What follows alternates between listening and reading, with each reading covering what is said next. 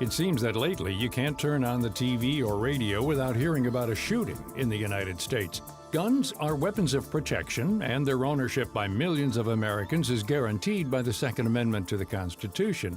But they're also weapons of impulse that, in the wrong hands, can kill or injure people in an instant. How did we get to be so gun-centric in this country, and why do we have so many deaths due to gun violence? Pamela Haig says that guns have always been part of the American culture. Haig is the author of the book The Gunning of America: Business and the Making of American Gun Culture. She says that at the beginning of our country, guns had a more utilitarian purpose. Even in the early colonial days, of course, guns were around. They weren't ubiquitous, but they certainly weren't rare. In the North, it might have been as many as, half of households owning a gun. In the South, gun ownership was higher. But you also have to think about attitudes about guns. And for a lot of the 1700s and 1800s, guns were seen more as tools. But in the modern age, they began to take on deeper emotional associations and political value for gun owners as well. There were far fewer guns back in the 17 and 1800s than there are today. Haig says that the staggering number of firearms owned by Americans is not just because of population growth in the past 300 years. The United States is today the most heavily armed civilian population, so estimates vary. On the low end, an estimate would be 270 million civilian-owned firearms. On the high end, I've seen estimates of 310 million.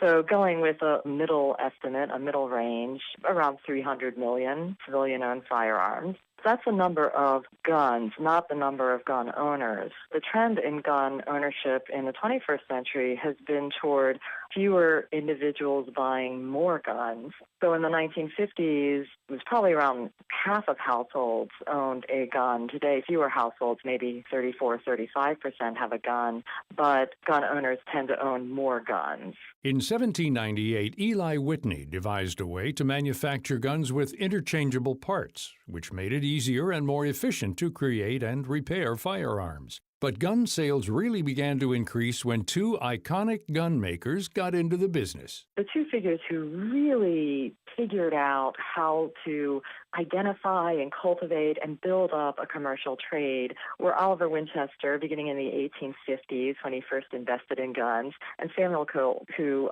opened his first factory in 1836. It went bankrupt, but then he returned to the gun business in the 1840s.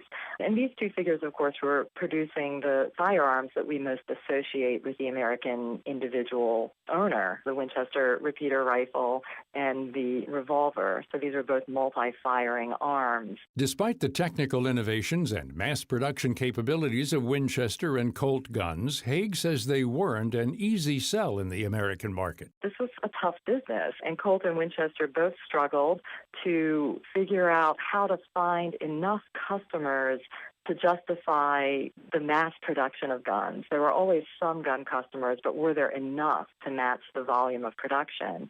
And I was very intrigued that both Colt and Winchester, as well as Remington and Smith & Wesson, all survived in key years before and after the Civil War by selling abroad, by selling internationally, and very vigorously so. Without those markets, the American gun industry would have struggled to survive. They did survive through World War I and the Roaring '20s, when gangsters drove the streets of the country's largest cities, spraying their enemies with machine gun fire. Haig says it was at the beginning of the 20th century that guns went from tools to hunt for food and destroy vermin to being luxury objects that are bought more for emotional or political reasons, such as toughness and power. I think the trajectory of the gun in American culture has been sort of looking at it more as a discretionary object, a luxury object, something that one might want to have.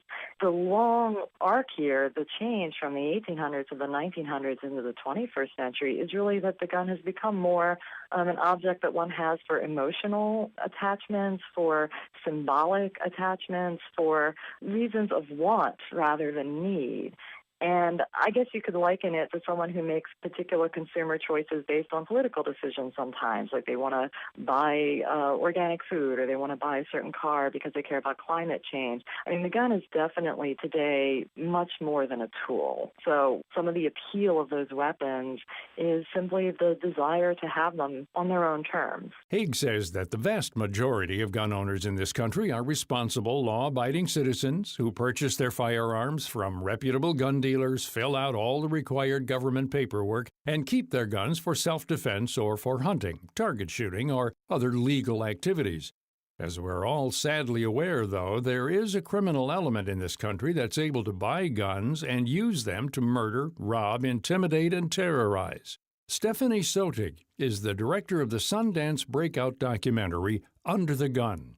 The film, which is executive produced and narrated by Katie Couric, discusses gun violence and the hot-button issue of stricter gun control laws. In the film, Sotig looks at the issue through the eyes of gun advocates and through those who have been personally affected by mass shootings, like the one at Sandy Hook Elementary School in Newtown, Connecticut, and the urban violence that plagues cities like Chicago. She says that although most Americans want more safeguards on the sale and use of guns, those who don't have been very vocal, catching the ears of politicians and using powerful lobbying efforts to keep stricter legislation from being enacted. 90% of Americans support stricter background checks, including 74% of NRA members. But what I think is a lot of people on the gun safety side are not as active in letting their views be known as some gun owners are. And, to be clear, the NRA only represents 5% of gun owners. And within that 5%, there's a really small faction of extremists. And they are single-issue voters. There is nothing but guns that they will vote on. And they call and they show up and they write their elected officials relentlessly. And they let it be known that they will not have their vote if they don't vote a certain way on this. And you're not seeing the same outpouring from the gun safety community, myself included. I grew up in the town next to Newtown, and after that horrible tragedy happened, I didn't do anything. I mean, I was distraught, but I didn't pick up the phone. I didn't write a letter. I didn't sign a petition. Somehow we were all immobilized, or we felt it didn't count. It doesn't matter if I write my elected official, they're not going to listen to me. And what I learned in making the film is they are absolutely listening. Sotik says that 90% of the guns used in crimes can be traced back to just 5% of the gun dealers, bad apple dealers as they're called. Guns are not like drugs. They're not manufactured illegally or illicitly. They're all manufactured legally. So the way they end up on the black market is through something that's called a bad apple gun dealer. And it's gun dealers that turn a blind eye when people are purchasing 10, 15, 300 of the same guns. They turn a blind eye to it. And we see this happening repeatedly. But because the ATF is understaffed and undersourced, they're having a hard time keeping up with things. Why not just find these dealers and shut them down? She says that the agency entrusted with that job is woefully under-resourced. In large part, what we've seen is that the ATF, the Bureau of Alcohol, Tobacco, and Firearms, this is the government agency that's charged with monitoring gun dealers. They've been completely neutered, thanks in large part to gun lobbyists. And they are limited to one inspection of a gun dealer per year. But given the fact that there are more gun dealers than there are Starbucks and McDonald's combined, and the resources they have, they, in actuality, could only inspect every gun dealer in this country once every 17 years. So we know where the guns are coming from that end up in what ends up being a black market, and yet they've been neutered and in their inability to shut them down. And these are things that could be easily solved if we wanted to solve them. Sotig says we need to fully fund the ATF so it can do its job and prevent these bad apple gun dealers from operating in the black market. She says we also have to quit looking at gun deaths and gun laws as political issues and begin treating them as public health issues. She says we should proceed with safety measures the way we did with automobile deaths when seatbelt laws and car manufacturing standards were enacted. Part of that means that we provide funding for the CDC to study this as a public health issue. The NRA blocked funding for the CDC to study this. We need to make sure that we can study this properly. And I think at a federal level, we need to close the background check loophole. 18 states have closed the background check loophole. And in those states, we see that they have fewer rates of domestic violence homicides homicides and suicides and fewer guns diverted to the black market. But because we have this patchwork system state by state, we have the problems that we have now. So what I think we need to see is at a federal level that we close the background check loophole. Currently, 40% of guns in this country are purchased without a background check. That has to stop. And we demonstrate that in the film. My producer was able to buy an AR-15 and the Smith & Wesson gun, the same gun that was used in the Aurora Theater massacre. He was able to purchase that without a background check from a private seller. So we demonstrate the background check loophole in this country. Sodig says that one of the most powerful things you can do is to let your members of Congress and your state legislators know where you stand on gun issues and be persistent. Pamela Hague says that when it comes to gun regulations, she'd like to see more responsibility put on the firearms industry. The gun industry today enjoys a lot of special protections. Since 2005, it's enjoyed protection from civil liability action. So have dealers. There's some evidence that this would actually be really galvanizing if cases could be developed in civil court. That could exert some pressure on the gun industry to think about safety in even more serious ways than they already do. I think that consumer activism has some promise.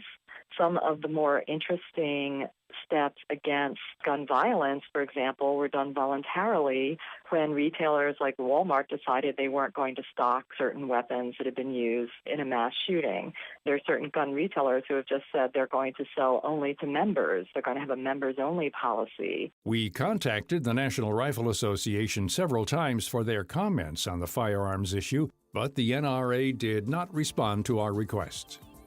You can read more about the gun industry in the United States and the people and cultural milestones that made it what it is today in Pamela Hague's book, The Gunning of America.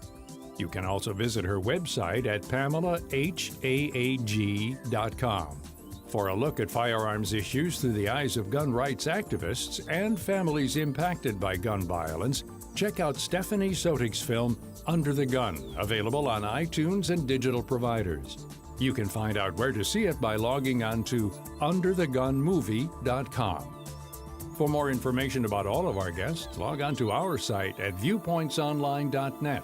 You can find archives of past programs there and on iTunes and Stitcher.